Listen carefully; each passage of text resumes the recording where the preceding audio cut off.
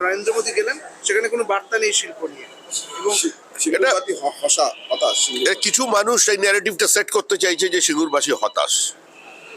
সিঙ্গুরবাসীদের সঙ্গে আমাদের যোগাযোগ প্রত্যন্ত এবং নিবিড়।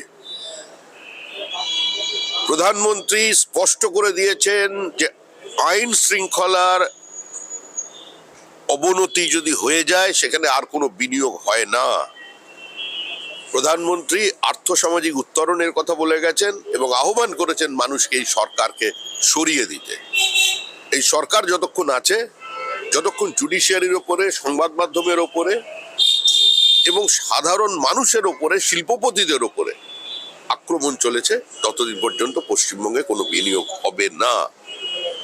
যারা বলছেন সিঙ্গুরবাসী হতাশ, তারা সিঙ্গুরবাসীকে আশার আলো দেখাচ্ছেন না কেন? মুখ্যমন্ত্রী তো সর্ষের বীজ ছড়িয়ে এসছেন, ওখানকার মানুষ সর্ষে ফুল দেখেছে। কৃষক জমি ফেরত পেয়েছে, কিন্তু জমি ফসল ফেরত পায়নি। একটা অচল অবস্থা তৈরি হয়েছে, শিল্পের বদ্ধভূমি তৈরি হয়েছে। মুখ্যমন্ত্রী পশ্চিমবঙ্গের শিল্প সম্ভাবনাকে ধ্বংস করে দিয়েছেন। এ রাজ্যের শিল্পপতিরা ভিন রাজ্যে বিনিয়োগ করছেন।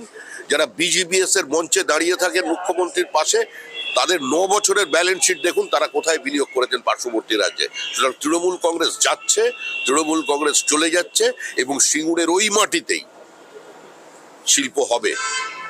যে স্বপ্ন ওখানকার মানুষ দেখেছিলেন বা আমরা দেখেছিলাম, যে একটা ইন্টারন্যাশনাল অটোমোবাইল হাব তৈরি হতে চলেছে আজকে সিঙ্গুরে, সেটাই হবে। আজকে পাল্টা সভা করবে তৃণমূল।